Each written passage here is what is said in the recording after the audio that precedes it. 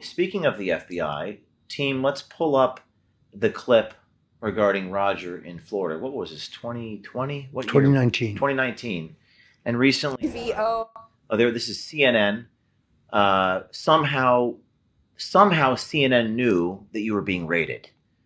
Yes. Let's play this clip and then we'll talk about it. This morning, a raid video this morning, a really stunning turn of events. So many people who have been charged and in this Mueller investigation have been allowed to turn themselves in, to surrender.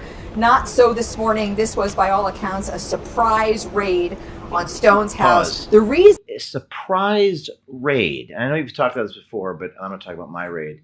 How did they know that you were being raided? How did CNN know that? Well, it's very simple. I was arrested at 6:16 in the morning. At 6:11, someone at CNN texted my lawyer and said, "Your client's just been arrested." And he, of course, said, "Arrested for what?" Because, of course, we knew there was no Russian collusion nor WikiLeaks collaboration. So she sent him a copy of my sealed indictment, which wasn't unsealed until 10:30 that morning by a federal magistrate in D.C. But if you looked at the metadata tags on that document, you find the initials of the man who wrote it, Andrew Weissman, therefore the man who leaked it, in violation of federal law, because the leaking of a search or arrest warrant prior to it being executed is actually a felony. Of course, the judge in my case could care less. But the idea that it was a surprise is also false, because I figured it out, meaning the previous day around 4:30, the same producer at CNN called me and said, I want to mail you something. Can you give me your address? And I said, well, you can find my address online. It's easy to find.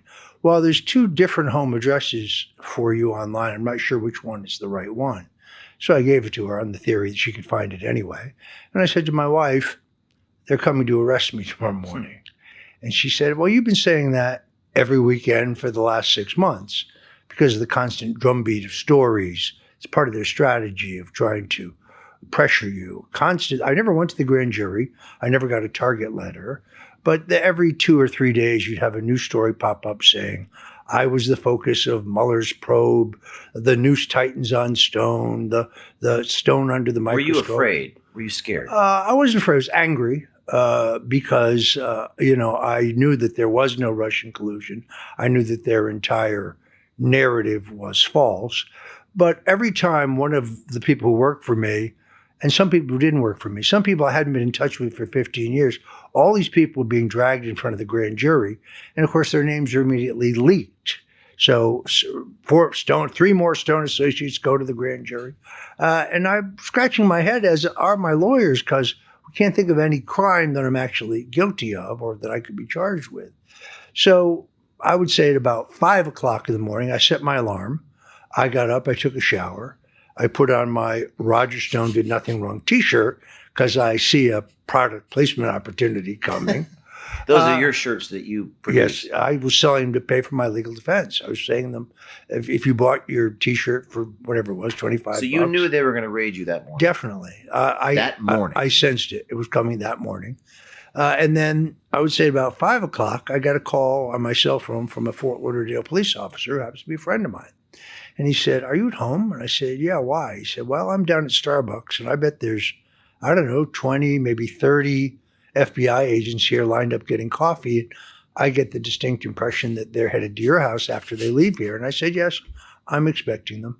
So I was sitting in the upstairs window, which is the only, it's in the bathroom. It was the only window in the house upstairs where you could see the entire front yard. And sure enough, first you saw the red lights. I mean, they came very, very loud, very heavy. You saw the red lights. You heard their sirens, like I'm dangerous.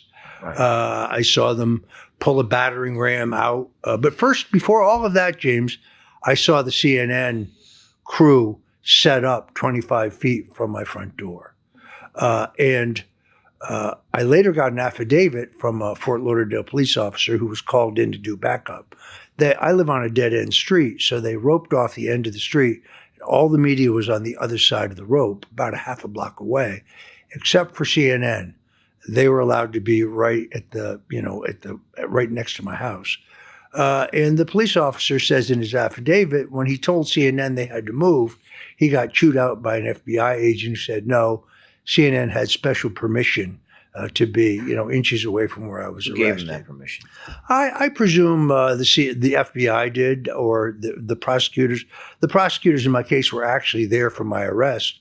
You realize this was one of the greatest missteps in American political and public relations history. Helped get Trump elected, perhaps. Well, it certainly allowed me to finance my legal defense, because if I had quietly turned myself in, and the day before my attorneys had talked to the special counsel's office, we handed over 30 pages of text messages, copies of text messages that proved that I was telling the truth and that the witnesses against me were lying. So they could have said at that point, by the way, we're charging your client tomorrow, just bring him in to the federal courthouse. And I would, of course, done that.